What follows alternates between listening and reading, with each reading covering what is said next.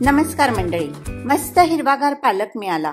एरवी आपण आलू पालक पनीर करतोच, पण पाहुणे येणार होते आणि काहीतरी वेगळं करायचं होतं म्हणून केला हा प्रयोग.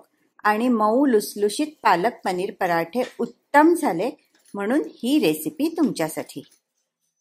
तर अगदी सुरुवातीला 1 टीस्पून व्हिनेगर आणि 1 टीस्पून पाणी म्हणजे दोन्ही समप्रमाणात मिसळून ठेवले.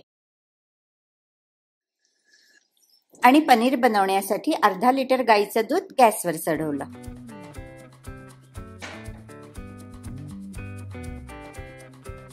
दूध उकळायला लागल्यानंतर पाणी आणि व्हिनेगरचं मिश्रण थोडं थोडं करत उकळत्या दुधात घातलं. व्हिनेगरच्या ऐवजी लिंबाचा रस किंवा अगदी दही पण वापरू शकता. दूध पूर्ण फाटेपर्यंत व्हिनेगरचं थोडं थोडं मिश्रण घालत राहिले.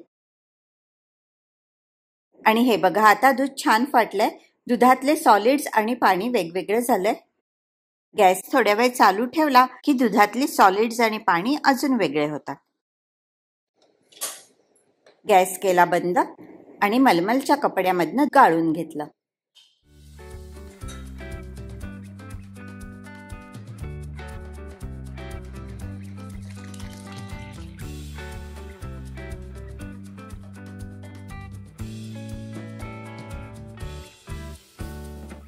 कपड्याला असा पिळा देऊन पाणी काढलं आणि पनीरवरती वजन ठेवलं, जेणेकरून पनीरमध्ये राहिलेलं सगळं पाणी निघून जाईल. ही आहे पालक पेस्ट. कशी बनवली हे पुढे जाऊन बघूया. पण पालक पेस्ट मध्ये मावेल तेवढी कणिक आणि साधारण 2 टेबलस्पून तेल घालून पोळ्यांच्या कणकेसारखी कणिक घेतली भिजवून.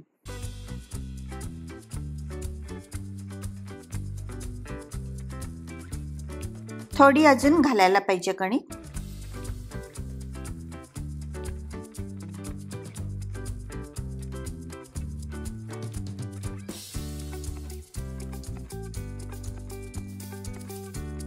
जरासा तेलाचा हात लावून मळून घेतली आणि अशी मऊ मुलायम कणिक तयार झाली.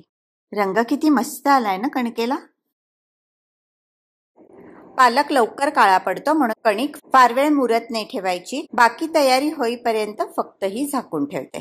पालक पेस्ट बनवण्यासाठी घेतला आता अंदाजे 3 मुठी पालक, 5 लसणाच्या पाकळ्या, 1 मध्यम आकाराचा कांदा कापून घेतला आता आणि 3 हिरव्या मिरच्या घेऊन मिक्सर मधनं वाटून घेतलं.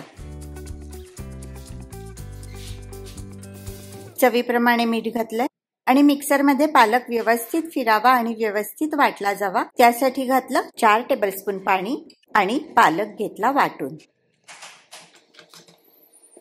आणि अशी पालकची एकदम मुलायम पेस्ट तयार झाली. कणिक भिजवेपर्यंत पनीर मधलं जे काय पाणी शिल्लक होतं ते पण निघून गेलंय. आणि पनीर मध्ये घातले होते लाल मिरच्यांचे तुकडे.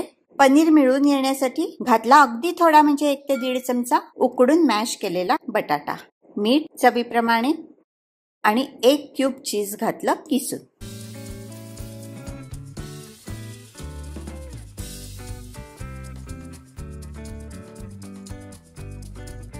सगळं कालवून एकजीव केलं. बाजारातून पनीर आणणार असाल तर ते किसून घ्या, कारण ते घरी बनवलेल्या पनीर सारखं एकदम मऊ नसतं.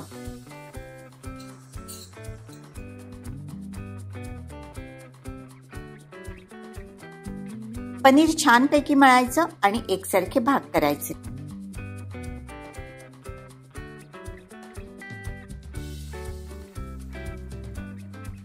तर या तयार पनीरचे झाले 7 गोळे आणि कणकेचे पण केले 7 गोळे.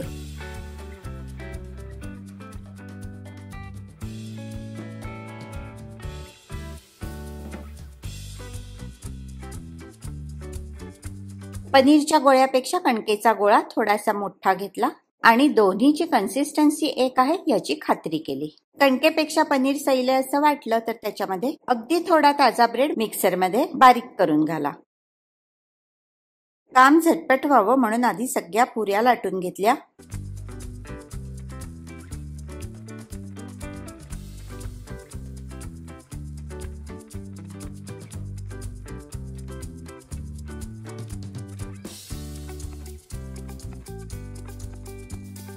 अशा प्रकारे पुऱ्या तयार झाल्या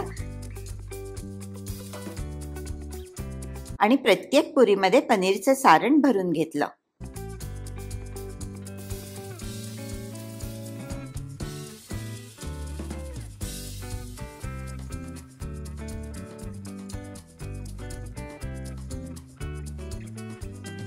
पारीचं तोंड बंद करून ओल्या कपड्याखाली भरलेले गोळे झाकून ठेवले आणि नंतर एक एक पराठा लाटून घेतला.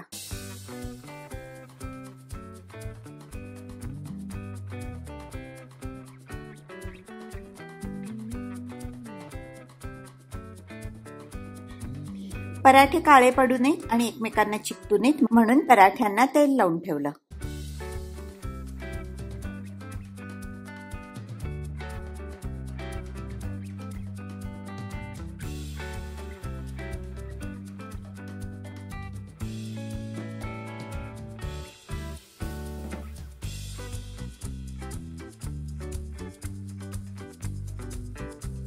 अशा तऱ्हेने सगळे पराठे लाटून तेल लावून झालेले आहेत.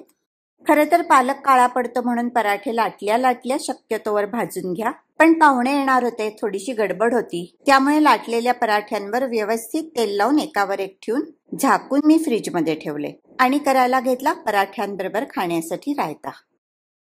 रायता बनवण्यासाठी दह्यामध्ये घातले बारीक चिरलेले टोमॅटो, कांदा, हिरवी मिरची, चुरडून घातलं भाजलेलं जिरं, मीठ चवीप्रमाणे, थोडीशी साखर आणि शेवट घातली कोथिंबीर.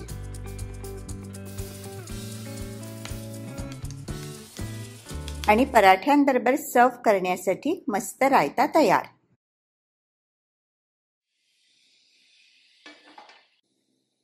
आयत्या वेळेस पराठे फ्रीजमधनं काढून दोन्ही बाजूनी तुपावरती खमंग भाजले.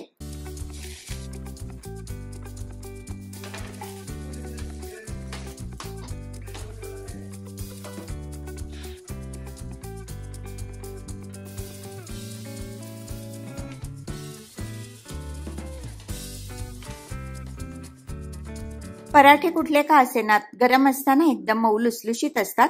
गार झाल्यानंतर थोडासा लुसलुशीतपणा कमी होतो. अशा वेळेस 4 पराठे 30 सेकंदासाठी मायक्रोवेव्ह हाय पॉवरवरती गरम केलेत की ते परत मऊ लुसलुशीत होतात. तर करून बघा हे पराठे घरी आणि कॉमेंट बॉक्समध्ये लिहून मला सांगा की रेसिपी कशी वाटली, सोपी वाटली का अवघड वाटली. रेसिपी आवडली असेल तर लाईक करायला विसरू नका आणि चॅनल शेअर आणि सबस्क्राईब करून तुमचा सपोर्ट द्या. पराठा सॉलिड गरम आहे, हात लावता येत नाहीये, पण तुम्ही बघू शकाल की किती मऊ झालाय पराठा. तर असे सुंदर पराठे तयार झाले. चवीला पण हे उत्तम लागतात. आणि गरमागरम पराठे, बनवलेला रायता, घरचंच ताजं लोणी आणि हवं असल्यास टोमॅटो सॉस बरोबर सर्व्ह केले. ही रेसिपी बघितल्याबद्दल सगळ्यांचे मनापासून धन्यवाद.